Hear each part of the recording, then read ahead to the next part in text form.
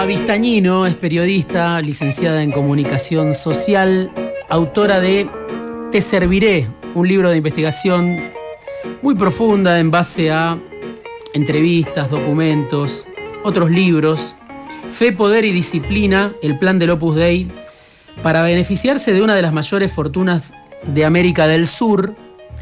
Este es el libro que ya va por su tercera edición, editado por Planeta. Gracias, Pau, por venir al programa. No, gracias a vos, Diego. Uno de los libros citados es el tuyo. Bueno, muchas gracias. Sí, no llegué a la cita, pero leí todo el libro. Tu libro de leí masa, todo el libro como hago siempre con los invitados. Empiezo porque se está cumpliendo, en estos días se cumplió un nuevo aniversario de la fundación del Opus Dei. 2 de octubre. Fundado el 2 de octubre, tiene casi 100 años de historia. Y bueno, vos contás una historia principal, ¿no? Que es la historia de la familia Giannoli Gainza, familia uruguaya que vivió en Chile, que vivió en Argentina. La historia en realidad de Elina Giannoli Gainza la definís como la mujer más importante del Opus Dei en Sudamérica y una de las más importantes en el Cono Sur, una mujer a la que varias de las fuentes que consultaste, los entrevistados dicen, tenía una fortuna similar a la de Bulgeroni, a la de Pérez Compán, de ese calibre estamos hablando. Mucha plata. Sí.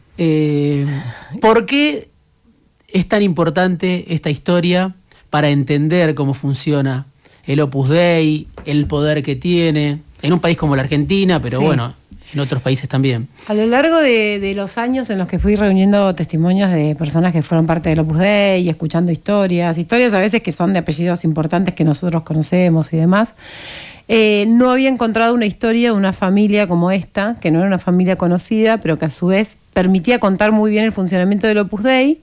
Y además había una causa judicial de una disputa por una herencia en la que estaban involucradas asociaciones civiles, abogados, escribanos del Opus Dei, en Uruguay, en Chile, en Argentina, ¿no? Entonces, eso me convenció de agarrar esta historia. Y efectivamente encontré, como vos decís, una familia de muchísimo dinero, como unos Macri, unos Bulgeroni, unos Pérez Compán, que había hecho su fortuna en Chile con la minería, pero que era de Uruguay, que después había vuelto a Uruguay y ayudado a fundar el Opus Dei en Uruguay, y que había estado por Argentina también, y estaba esta mujer. Y esa mujer a mí me permitía contar cómo una mujer súper rica, con posibilidad de hacer la vida que quisiera, se había convertido en una mujer completamente convencida de una fe y se había convertido en una especie de...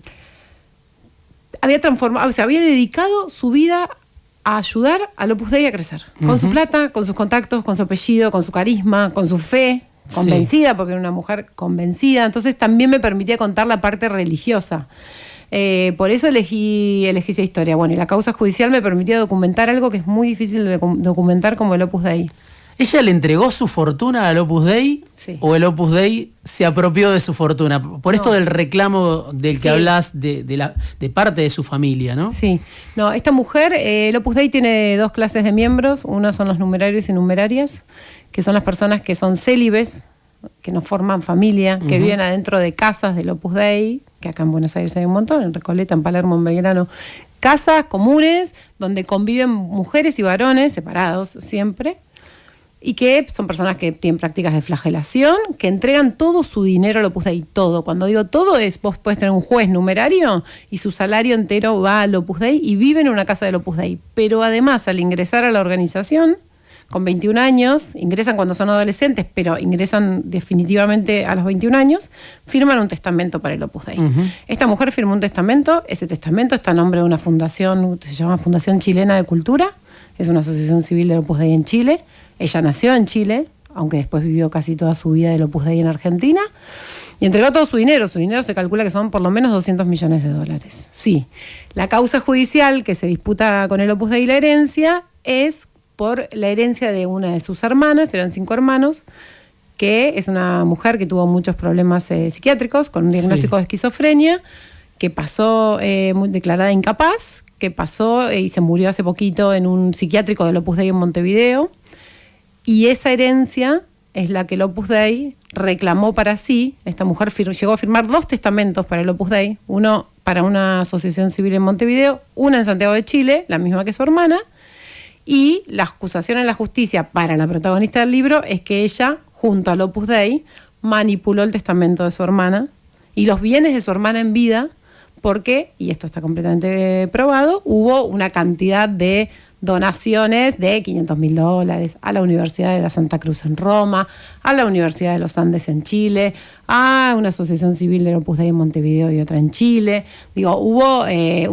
quedó como diezmada agujereada la herencia de esta mujer. Sí. Esa es la acusación formal, y en esa acusación ingresan escribanos, exministros uruguayos, abogados,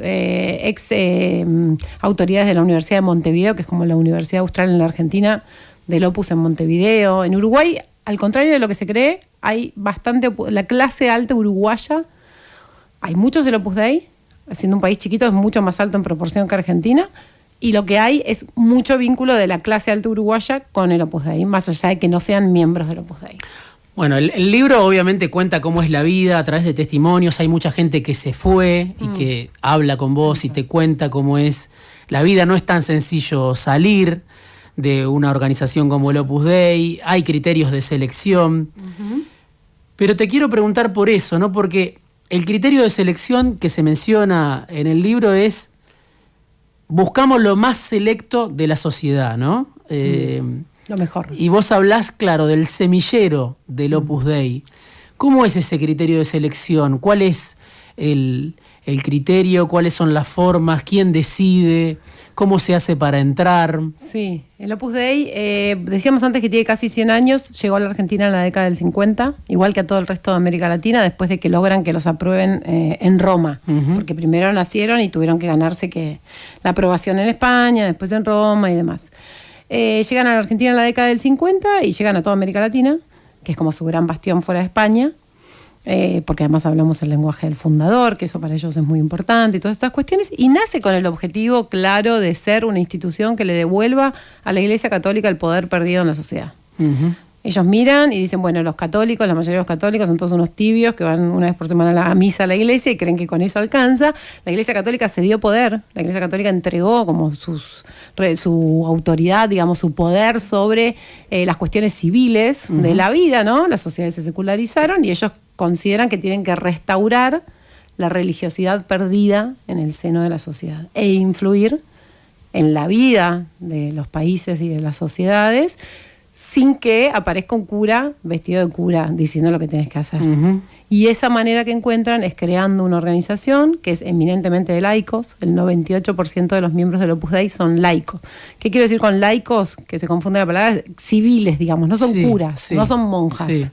Sin embargo, tienen compromisos religiosos equivalentes a veces e inclusive a veces más fuertes que los que puede tener un cura o una monja. Entonces ahí lo que tenés son profesionales. El llamado es a profesionales destacados, personas de relevancia pública, de familias católicas respetables, digamos, con apellidos conocidos. O sea, plata, poder, llegada, porque tienen una imagen muy clara, que es que la sociedad es como una montaña y que a ellos les interesa la cumbre, la nieve de esa montaña. Y así lo dicen.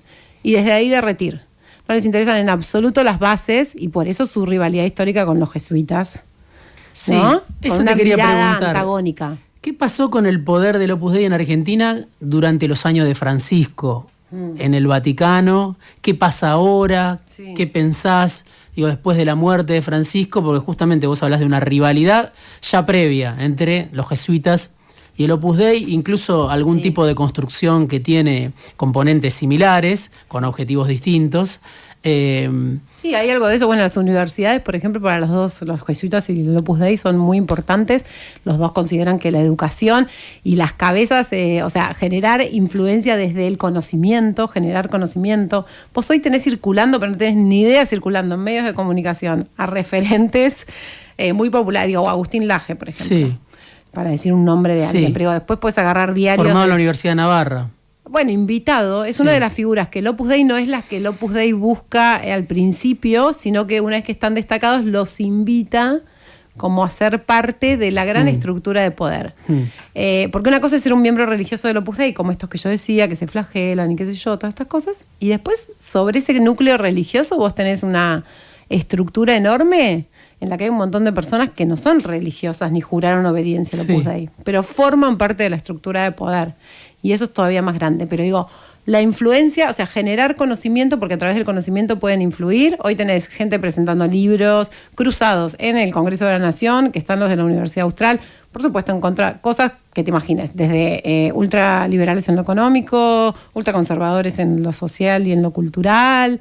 O sea, todo ese tipo de información circulando, muchos medios de comunicación, cada tanto hay una visita de un genio del derecho penal español, que no sé qué, de lo más retrógrado del mundo, y empezás a rastrear y de dónde viene, de qué universidad, dónde publica sus libros. ¿No se asumen como parte del Opus Dei?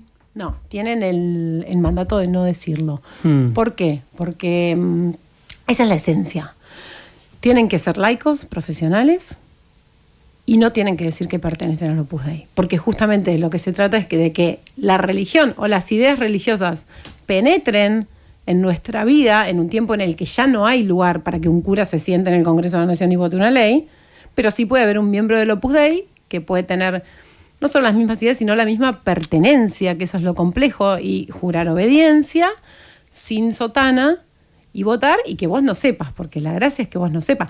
Cuando vemos los debates de leyes, matrimonio igualitario, ley de identidad de género, aborto, estoy hablando de las leyes, pero también otras leyes que tienen que ver con mega empresas, con corporaciones, con cuestiones económicas, porque lo que más les interesa, aunque no parezcan, no es la justicia de familia, sino la justicia comercial, digamos, la de lo económico, ¿no? El administrativo. Cuando vos ves las audiencias para las leyes y qué sé yo, vos ahí podés identificar un montón de personajes que pertenecen o religiosamente o a esta estructura que te digo que es el Opus Dei, esta gran estructura que es, y que no sabés ni lo vas a saber, digamos. Ahora, venimos de, el pliego fallido de Manuel García Mansilla, ¿no? Sí. Decano de la Facultad de Derecho de la Universidad Austral. Él dice, me convoca... Igual a cuadro del Opus Dei. Exacto. Pero no es miembro del Opus Dei, mira, ahí tenés un caso. No es una persona que se haya hecho... Las personas, además de estos numerarios que viven en casas del Opus Dei, tenés supernumerarios, que son los que se casan, forman familia, tienen el mandato de tener muchos hijos y demás. Sí. Es otro tipo de pertenencia. No entregan todo su salario, sino que entregan el 10% en general de sus ingresos, que igual es bastante importante, donan, llevan gente y todas estas cuestiones. Manuel García Mansilla viene de una familia del Opus Dei. Hay muchas personas en su familia que son miembros del Opus Dei, de estos que yo digo. Hay otras que fueron y se fueron del Opus Dei. Él nunca pitó en la obra. Sí. Vos decías cómo se entra. Nunca hizo esa admisión formal con el Opus Dei.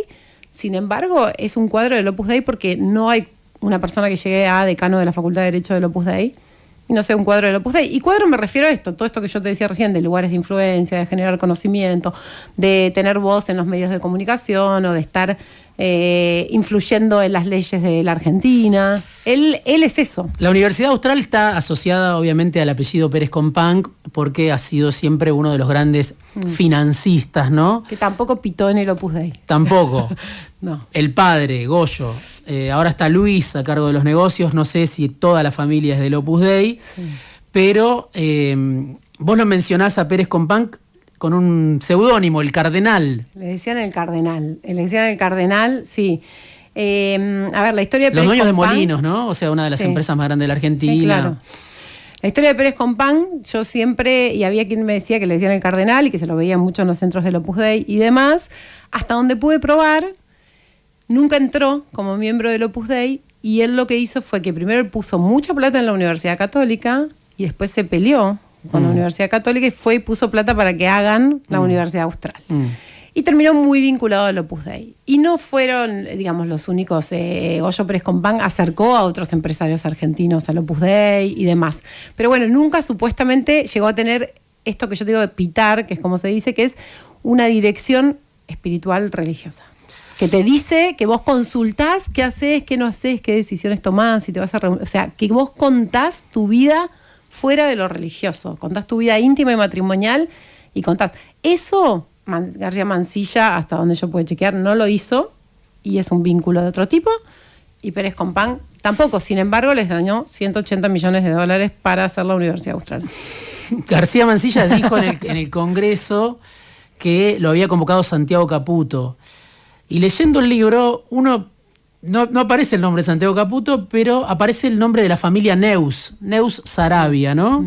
Jorge Neus, un empresario de la Cal 90, bueno, un final trágico de su mujer. Sí, el femicida de Martindale, ¿no? Del country. El femicida Neus, el padre de dos empresarios que hoy están haciendo negocios durante el gobierno de Milei, sí. Juan y Patricio. Que están con la Fundación Faro, con Agustín Lajes. Sí, ligados a Santiago Caputo, si uno busca, asociados con Chernahovsky en Newsom, por ejemplo, con Guillermo Stanley, Federico Salvay también, inversiones en la energía, ¿no? Los hijos de Jorge Neus son los que, incluso en el gobierno dicen, son muy cercanos a Santiago Caputo. ¿Vos tenés idea cómo es el vínculo de la familia, de los hijos con el Opus Dei, o el que estaba ligado era el padre al Opus Dei? La madre de esos dos hijos, la mujer Sarabia, la mujer que fue asesinada por Neus, era supernumeraria del Opus Dei. Hasta donde sé, Neus, otra vez no entró él como miembro, pero él fue un donante muy importante para el Opus Dei, que fue de una casa, si conocen Mar del Sur, cerca de Miramar, hay una mansión en la playa que fue muy polémica. Hay notas, por ejemplo, en La Nación de cómo se aprobó eso. Se construyó una mansión de 2.000 metros cuadrados en la playa. Eran tierras de un nazi, de un alemán nazi, y parte de eso fue algo que compró después Neus y que le termina donando al Opus, esa mega mansión sobre la playa. Ahí. Él fue un gran donante del Opus Dei. Ahí cuando entras decís, que yo sepa, no fue miembro del Opus Dei. Él, su mujer sí. Eso puede pasar en una pareja. Pero sí, como suele pasar en estos casos, hay como cosas que van y vienen, digamos, no hay ahí solamente una cuestión de generosidad, digamos. En general es esto, formás parte de todo un círculo. Algunas personas por fe y otras por negocios terminan haciendo estas donaciones. Yo no vi los papeles, que eso se fue donado por él, sí. No sé cuánto está declarado que vale eso y demás. Se lo donó a una asociación civil de Opus Dei que se llama Asociación Cultural Bonaerense, que es la que tiene casi todas las propiedades en la provincia de Buenos Aires. Y sus hijos de esta madre supernumeraria, tengo entendido que participaron de algo que se llama algunos medios de formación del Opus Dei, que es ir a retiros espirituales y a clases de determinadas cosas. Pero sí que están vinculados, como también hay algunos Caputo adentro del Opus Dei, por ejemplo. Hay algunos, no Santiago, no Luis Caputo, pero hay algunos Caputo. Debe haber obviamente relaciones con toda la clase política, o gran parte de la clase política, y con no estos solo apellidos, con el gobierno. digamos. Sí. Del Newman hubo mucha gente que entró al Opus Dei, por ejemplo. Del Colegio Champagnat también. El Opus Dei buscaban, ahí está, vos me decías cómo los buscaban. Sí. En el Champagnat, en el Newman, a las mujeres en, no sé, Nordland, esos colegios de zona norte, y de guita y de apellido. En el capítulo 2, página 33 del libro Te serviré de Paula Vistañino, se inicia el capítulo 2 titulado Desembarco con una cita del fundador José María Escrivá de Balaguer. Dice: la obra es familia y a la vez milicia. Tiene todas las ventajas de la vida familiar sin ninguno de los inconvenientes del afecto exclusivamente humano, y toda la eficacia combativa de la más severa disciplina militar. ¿Es un ejército? ¿El Opus Dei tiene la lógica de un ejército? Hay que pensar que el Opus Dei nació en la España de entreguerras, en la dictadura de Primo de Rivera, ¿no? Antes de Franco, que ascendió con el franquismo, y que tiene una organización completamente piramidal y jerárquica. Esta dirección espiritual incluye que se hagan informes de conciencia sobre los miembros del Opus Dei. Hay denuncias de que se filtran, incluso los miembros del Opus Dei tienen una dirección espiritual de un numerario, de un miembro laico y de un cura. Que se filtran incluso las confesiones, algo que para la Iglesia Católica es grave, ¿no? Que se viole el secreto de confesión. Es completamente jerárquica, vos jurás obediencia, ¿no? Y se supone que esa obediencia y todo lo que implica es que tu primera responsabilidad es ser fiel a la obra. Que cualquier cosa que vos puedas obtener, primero tenés que ofrecérsela a la obra. Y después es para vos. Efectivamente existe ese tipo de disciplina y ese tipo de organización piramidal y jerárquica. Funciona perfecto, digamos, está aceitadísima, sí, sin duda. Y de vigilancia también, ¿no? Bastante aceitada. Contame cómo funciona el poder económico del Opus Dei, ¿no? Hay toda una estructura por la cual nada está a nombre del Opus Dei, pero todo pertenece al Opus Dei. Sí, muchas cosas. ¿Cómo está diseñado eso?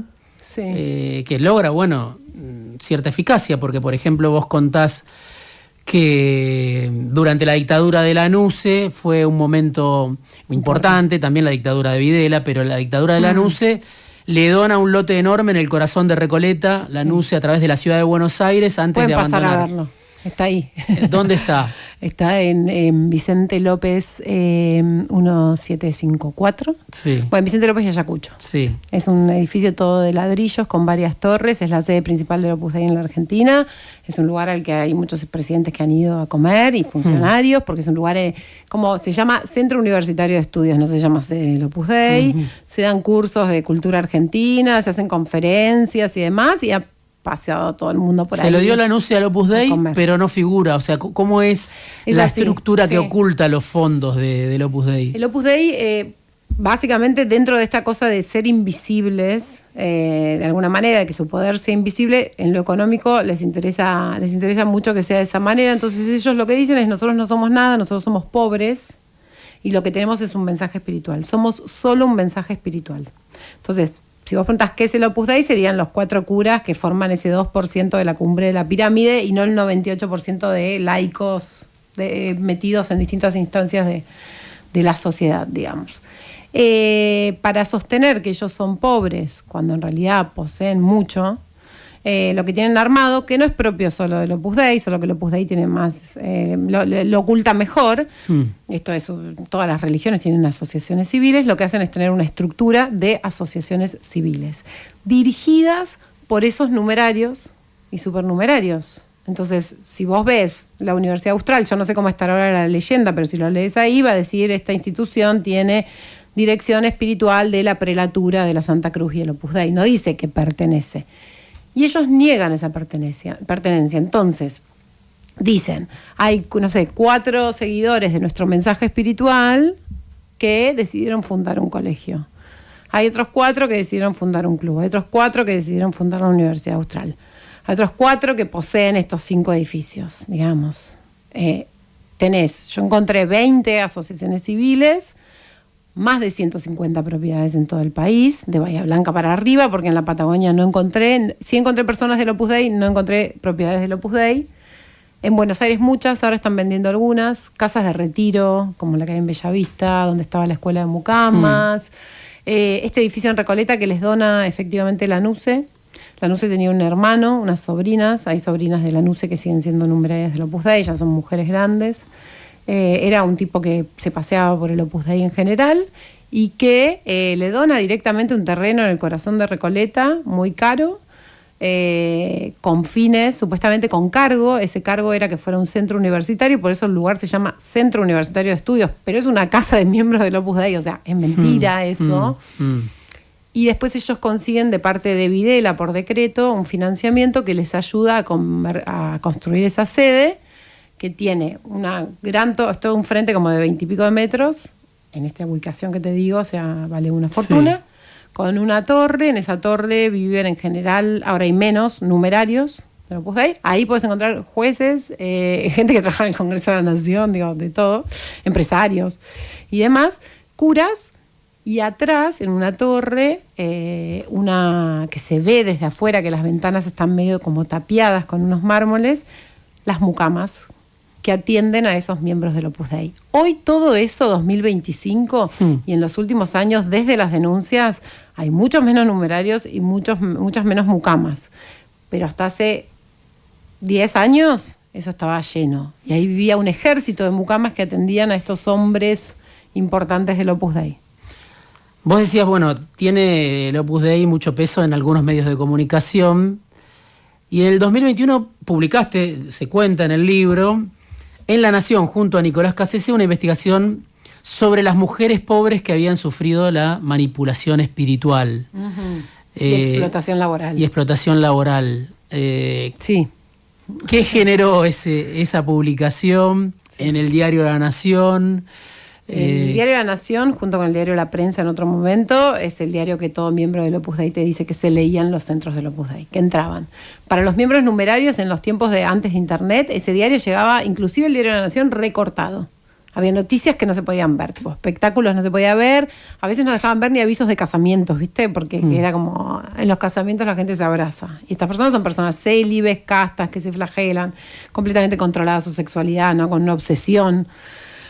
Bueno, cuando aparecen las historias de estas mujeres, que fueron mujeres reclutadas especialmente, llevadas a una escuela en Bellavista, San Miguel, a metros de campo, a 10 cuadras de Campo de Mayo, del norte del litoral y de países limítrofes, para ser educadas y formadas como mucamas profesionales para atender a estos hombres e incluidas en la organización en una especie de casta menor, digamos, abajo, en la que toda su vida iban a santificarse sirviendo. Cuando aparecen estas mujeres, yo ya había publicado 2 notas, una muy grande de la estructura económica del Opus, y ellas me buscan a través de un ex miembro del Opus Dei porque querían contar las historias. Y ellas me pidieron, queremos salir en La Nación.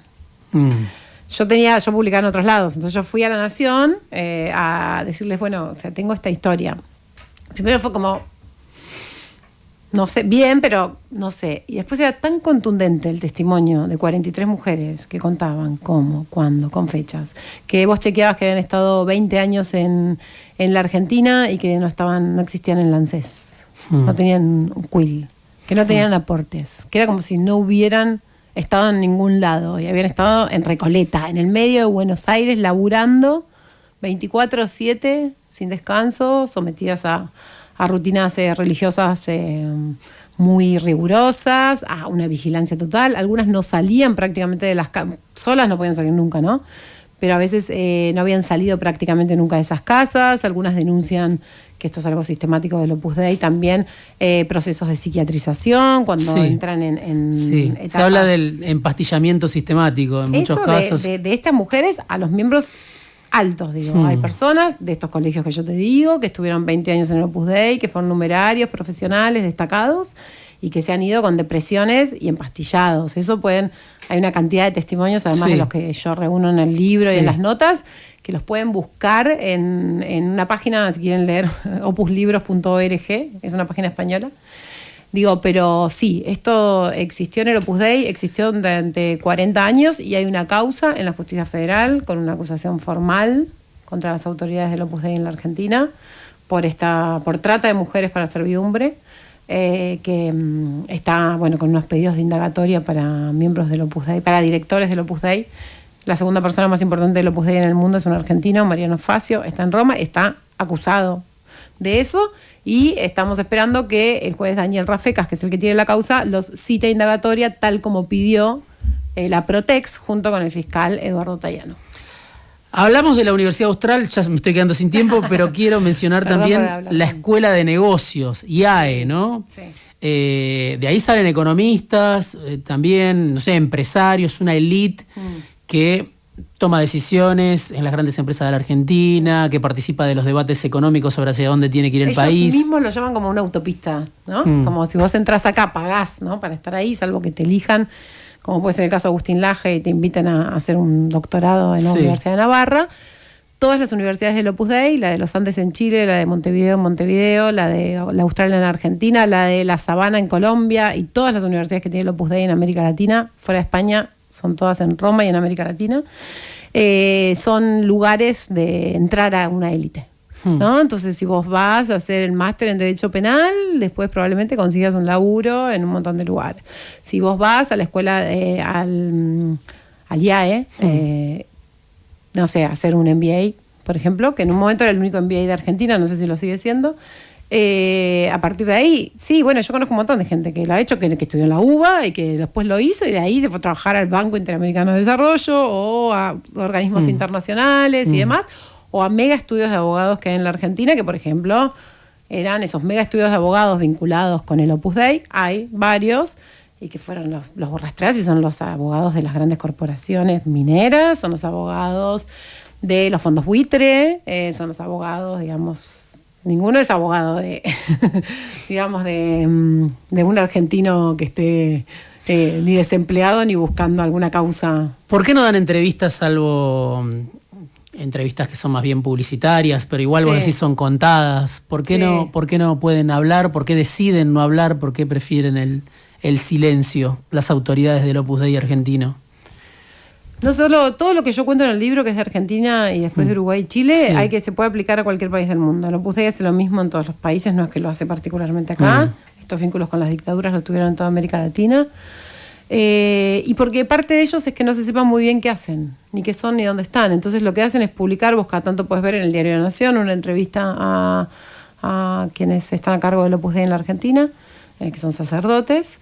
Nunca aparecen los laicos. No hay laicos diciendo yo soy el Opus Dei. No hay ninguna entrevista. Son solo los curas hablando del mensaje espiritual del Opus Dei, hablando de Escrivá de Balaguer o de la santificación del trabajo.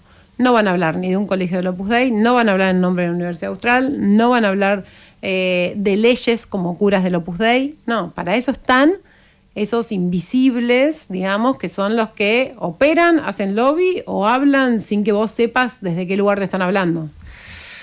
Paula, gracias por venir a Fuera de Tiempo. A vos, muchas Paula gracias. Vistañino, periodista, licenciada en Comunicación Social, autora de Te serviré, Fe, Poder y Disciplina, el plan del Opus Dei, para beneficiarse de una de las mayores fortunas de América del Sur. Está preparando otro libro sobre arrancando sobre el mismo tema, así que búsquenla, síganla si quieren saber qué es y cómo funciona el Opus Dei.